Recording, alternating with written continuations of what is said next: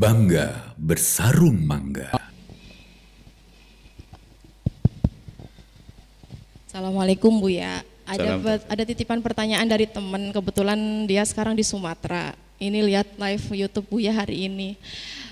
Suaminya selingkuh, dia pengen nyembuhin hatinya, itu caranya bagaimana, mau cerai itu pertimbangannya anak, jadi harus seperti apa gitu Bu ya. Syukron. Itu ketahuan selingkuh itu karena pengakuan dari suaminya sendiri dan bukti-buktinya sudah terlihat semua. Syukron Bu ya. Assalamualaikum. Yang pertama adalah tidak boleh gampang percaya adanya perselingkuhan dari pasangannya. Bisa saja fitnah yang dihembuskan oleh orang lain untuk merusak rumah tangga. Jangan gampang menilai, kecuali memang ada bukti yang nyata atau pengakuan dari pasangan dan sebagainya. Baru setelah itu, kalau tidak jangan mudah percaya. Sekarang ada loh orang pengen menghancurkan, hanya mengedit foto sama perempuan, rupanya dimasukkan ke dalam langsung hancur keluarga.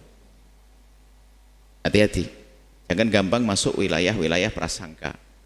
Kalau memang terbukti betul dari pengakuan dan seterusnya, misalnya, lalu bagaimana menyebutkan? Pertimbangan akal cerdas saja. Bahwa ya tentunya dilihat daripada pasangannya. Makna selingkuh di sini adalah sesuatu yang haram lah, bukan sesuatu yang halal. Artinya keharaman dah, melakukan zina atau sebagainya. Dan diakui, zina kan kehinaan. Nah, perlu dilihat. Jika sang suami ada tanda-tanda untuk kembali ke jalan yang benar, maka sebagai seorang istri yang kenal Allah punya kewajiban menjadi orang pertama yang harus punya peduli untuk menolongi suaminya supaya tidak terjerumus di dalam kehinaan. Dan itu tantangan besar, kekuatan iman, karena kepleset. Tinggal dibenahi apa yang menjadikan sebabnya, mungkin keteledorannya dia, atau mungkin kecuekannya dia, atau macam-macam. Apalagi seorang suami mungkin dengan derai air mata, penyesalan, janji-janjian dan sebagainya, maka hendaknya dibantu dengan catatan dia mampu, mohon maaf, dengan catatan dia mampu, dan itu lebih bagus, dia bisa bertahan dengan kesabarannya menghadapi sang suami untuk menolong agar suami menjadi lebih baik. Ini adalah pilihan pertama dan utama, dan tidak boleh bercerita kepada siapapun termasuk kepada anaknya. Tapi kalau ternyata dia sendiri tidak mampu, terlalu dalam luka di dalam hatinya, sementara yang dilakukan suami adalah sebuah kefasikan, namanya zina, kan dosa besar di hadapan Allah. Belum lagi itu kan membawa kekotoran bermacam-macam. Sementara seorang perempuan wadah, kalau suaminya tidak benar, itu akan kotor. Maka di saat dalam gambaran pandangan seorang ini bisa jadi bolak-balik loh kejadian, naudzubillah. Selingkuh itu sedih kalau ngomong selingkuh ya, perzinahan yang haram. Perempuan zina haram, selingkuh perempuan. Kalau memang tidak ada tanda-tanda menjadi baik, nggak ada ikrar, nggak ada ini dan sebagainya, ya nggak ada perlunya untuk dilanjutkan. Karena seorang perempuan bisa saja cari penyakit dalam dirinya. Dia akan semakin tersiksa dengan perilaku suami yang tidak ada kesadaran. Secara batin akan tersakiti. Belum lagi secara zahir akan dikotori barangkali dengan perempuan yang asal kotor, dibawa pulang ke rumah penyakit tersebut. Tapi yang perlu ditakuti bukan masalah penyakitnya. Ya, ternyata dosa kepada Allah dong.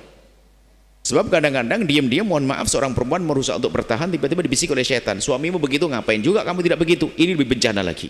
Ini yang terjadi. Sudahlah, jalani aja deh. Kalau suami begitu, kamu juga begitu. Ngapain juga? Allah. Sehingga rusak rumah tangga. Bukan mikirin anak lagi. Sehingga ini opsi yang kedua.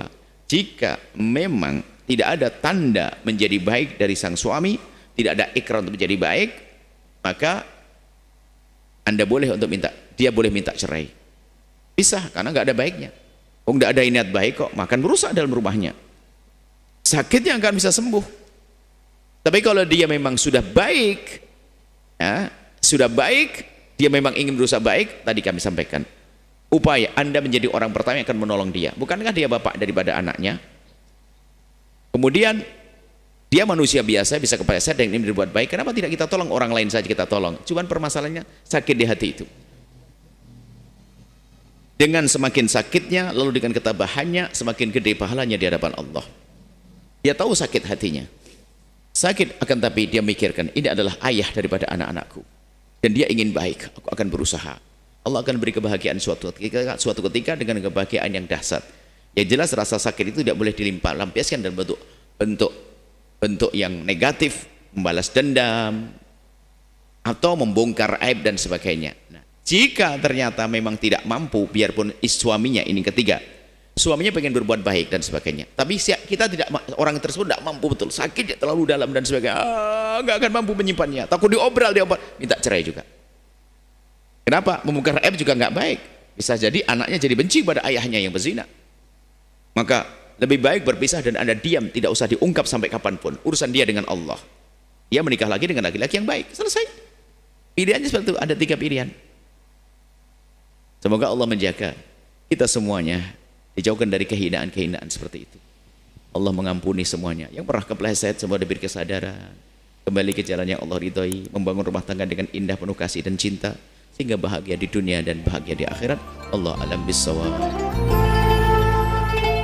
Sahabat Al-Bahjah TV, setelah menyaksikan video ini, jangan lupa bersolawat kepada baginda Nabi Muhammad.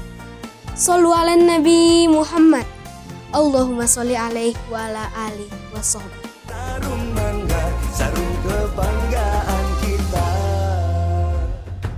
Bangga bersarung mangga.